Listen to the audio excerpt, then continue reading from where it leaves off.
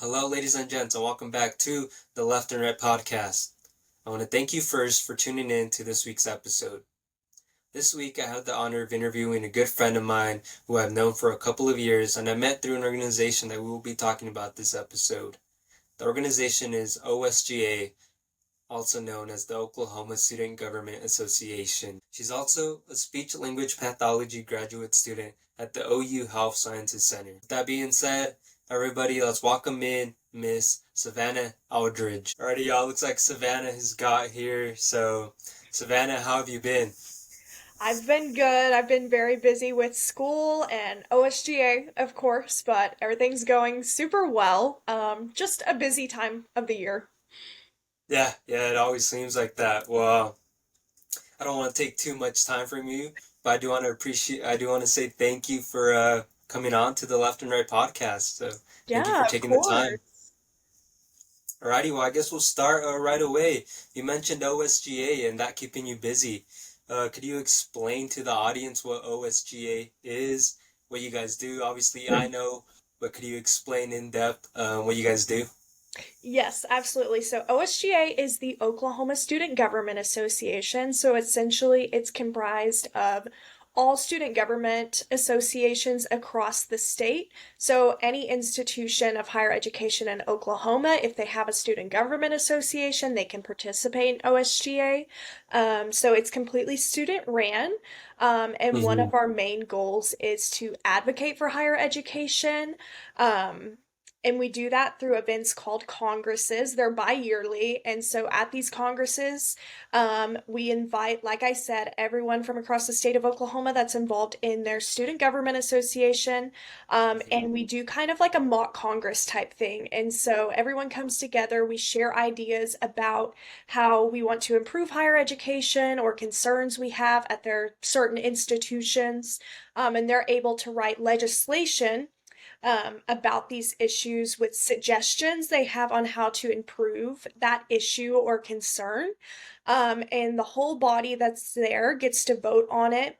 And so anything that passes through these congresses, the board of directors who run OSGA, which again is all student ran, we send those pieces of legislation to all the different people that they want it to be sent to. So when your legislation passes, they put a send list of everyone they want it to be sent to. So oftentimes this is the legislature, it's the regents for higher education, people like that Mm-hmm. that have direct oversight over higher ed. And so we go through and send all of that legislation to them. And so essentially, our goal is to just make everyone's voices heard through that process. Does that answer your question? Yes, it does, and I mean that's a great answer.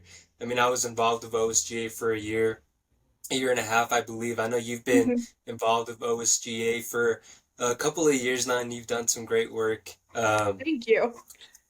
Of course, I know OSGA kind of it went down a little bit with COVID and all that. I Mhm. mean, I don't think OSGA was the only thing. There was a lot of organizations and a lot of activity in universities, just in Mhm. general, kind of went down. Mhm. So I know you were on the team that came after, I believe. So Mhm. how how um how was that journey of getting OSGA um back to where it once was? Because I know it was pretty known before COVID, and then it went Mhm. down, and now it seems to have a resurgence. So Mhm. how were you able to get that done?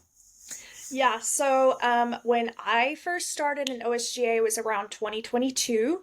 And Mm-hmm. that was kind of around the time that I would say things were, not to say going a bit downhill, but for lack of a better term. I think it was a combination of COVID.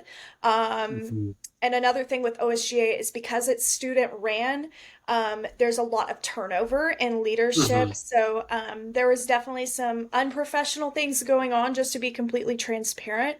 And so Mm-hmm. I think both of those factors are kind of what led um, to what was going on during that period. And so since then, obviously, this is my second term being the president of OSGA, and we've Mm-hmm. been doing a lot of work to get it back on track. I think one of the main things is just number one, making sure we're professional in everything we do. We are students, but we are representing students across the state. So it's super important to be professional, obviously, in everything that we do. And then I Hmm. think number two, something that we're really big on is letting students have as much say in how the organization is as they want. Not only students, advisors as well. So we really like to communicate frequently with our students across the state, our advisors, and keep that working relationship so it's not just the board running things. We want everyone to kind of have a part in that. And I feel like since doing that, we've had a lot of success because people are able to have a say in what the organization looks like. So I feel like those two things have really made a difference in what we've been doing the past couple years. Yeah, no, that's awesome to hear, and it's great to see. I mean, I see it on your guys' social medias all the time, seeing different graphics about events, and so that's good to see. Good to see that OSGA has kept on that upward stream. It seems like so. That's Yeah. always good to see. You you mentioned earlier on too that OSGA was all about free speech, and I Hmm. actually had a question about that because uh, a couple of weeks ago, maybe 2 weeks ago, a famous TV host, Jimmy Kimmel, was kind of canceled for saying some comments, and a lot of people were upset about that, and they saw it as a violation of the First Amendment. And OSGA is clearly all about free speech, getting ideas from all across the state. Doesn't matter if you're all the way from Guyman, Oklahoma, or you live in the OKC metro area. You're able to speak about what you want, write some legislation as long as it's in a peaceful way. So how did you view that canceling of Jimmy Kimmel, and how dangerous is that for the First Amendment? Yeah, absolutely. So OSGA is nonpartisan, so we don't align with a certain political party, but it's like you said, we Hmm. want to give everyone a voice. And so we want everyone's voices to be heard, regardless of what side you kind of lean towards. Hmm. And so I do think it's of OSGA's mission and understanding that someone speaking their voice, they should not be canceled, so to speak, or they shouldn't have their free speech limited. I think that does go directly against our mission. Now, it's kind of like you said, if it's hateful or anything like that, obviously that's kind of where it differs. I don't know exactly what was said. I've heard about the Jimmy Kimmel situation. I don't know exactly what was said, but overall, obviously, we support any kind of free speech as long as it's not hateful, because if it's hateful, you can still say it, but there's consequences, obviously. Um, so yeah, I would say it does go against OSGA's mission. As you said, we're all about free speech and uplifting people's opinions, no matter what side you're on. Yeah, that's good to hear, and I feel like I feel like those organizations are necessary, Mhm. especially for students who are beginning their adult life and they need a space where they can speak their mind. Like we said, as long as it's in a peaceful manner, they should be able to without any consequence or any threats of violence. So I just wanted to get your thoughts on that because I know OSGA is all about free speech and giving students the opportunity to speak what's on their mind. And I think a lot of the time, people and students, they tend to have conversations with people who agree with them, but OSGA's mission is to kind of get people outside of that box and have discussions with people who you don't agree with. Sometimes I think those are the most important conversations because you kind of learn something from another perspective and you can see that other side of things. Yeah, definitely. It's definitely a conversation that we should be able to and that we need to have. Like you Hmm. said, we get a different perspective that we might have not known about. So that's Yeah. good to hear. OSGA, like you said, has two congresses, one in the spring and one in the fall. Could you talk to me about those congresses maybe a bit more in depth? Maybe some other events that we haven't known, maybe some events that you have upcoming that you want to talk to the audience about. What's OSGA up to these days? Okay, so we have a new event. It's similar to a past event we've had, but it's essentially a leadership conference. It's called Senate Leadership Summit, and it's for Hmm. anyone involved in their SGA at their institution. And that's actually happening next week, next So Friday, the sweet. And so that is upcoming. And essentially, we have a bunch of different breakout sessions targeted towards these students. We also have some for advisors about facilitating their SGA and things like that. And that's something new we've kind of introduced because we want to integrate advisors more into the process as well. We also have two guest speakers doing a sort of roundtable discussion about some issues going on in higher education. And we have Arturo Alonso and then Tony Hassan back.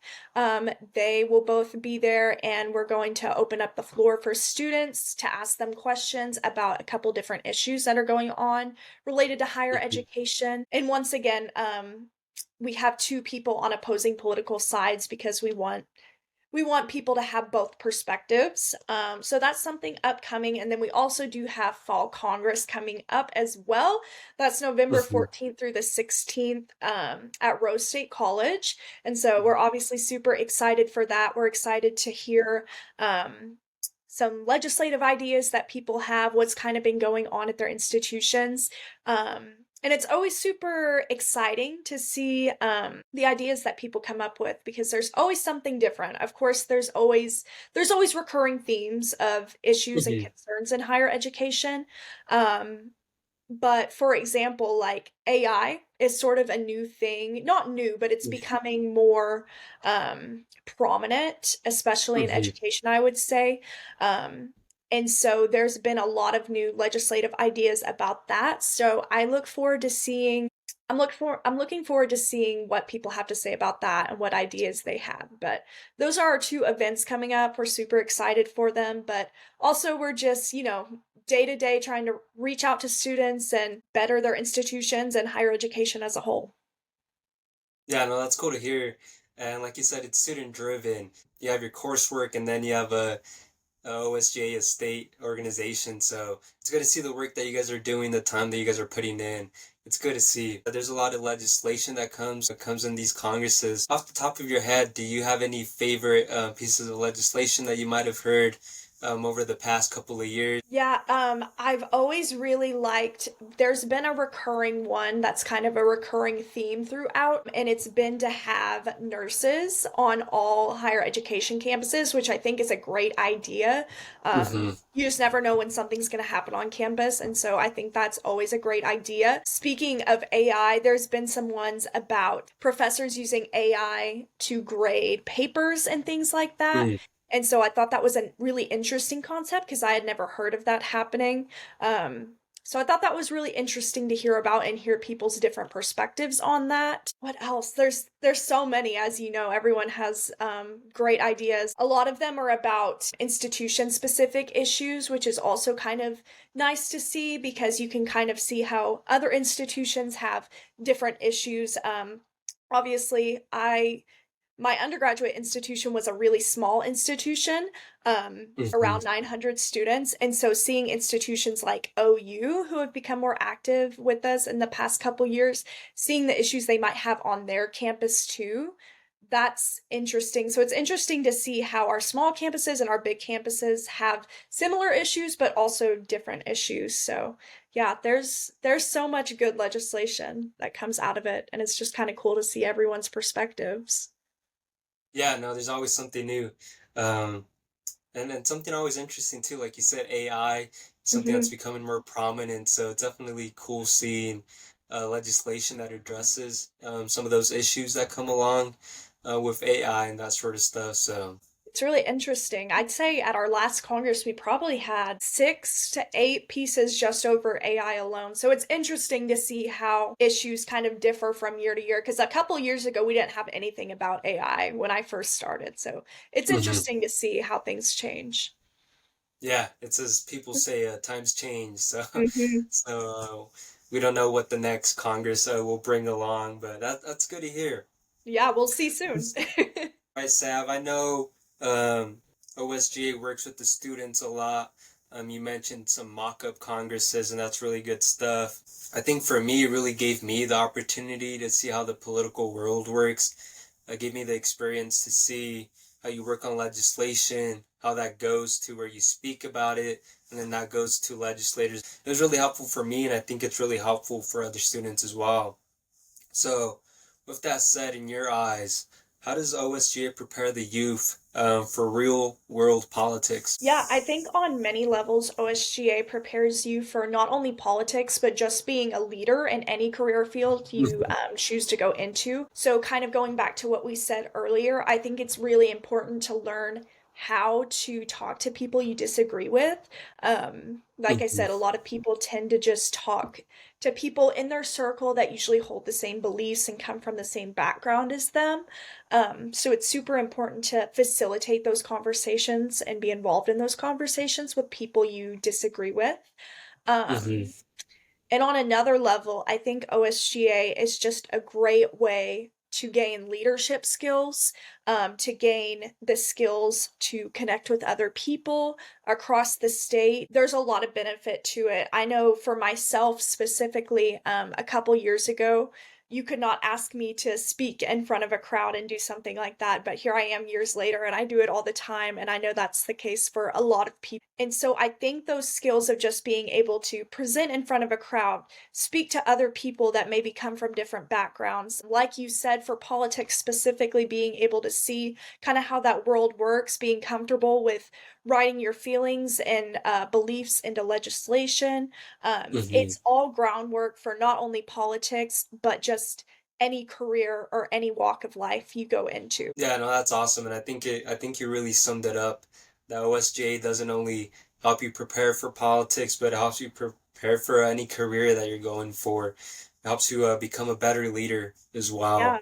absolutely. Because obviously, I'm going to school to be a speech language pathologist, which has nothing to do with politics, but OSG. That's really awesome to hear. Before I do let you go, though, I give my guests 30 seconds or so to give some advice to the audience. I do have a lot of younger people on here, college age students. So give you the opportunity to talk about how to get involved in politics, anything else that we've maybe not mentioned about OSGA that you want the audience to know. So just 30 seconds for you to talk to the audience. So Yeah, uh, I'll absolutely. let you go. Okay, well, I would just say, like I said, a couple years ago when I first started college and I was a freshman in undergrad, you could have never asked me to do the things that I'm doing now. But all it takes is to step outside of your comfort zone. So if you're interested in something, I would just say go for it. The worst that can happen is you don't like it and you don't have to do it. But you could also find something that you really enjoy and you could build those valuable leadership skills. And I'd also say, even if you're scared to state your opinion and you're the only person that has that opinion in the room, don't be scared. Your voice is just as important as anyone else's. So step outside of your comfort zone and do the things that you're passionate about.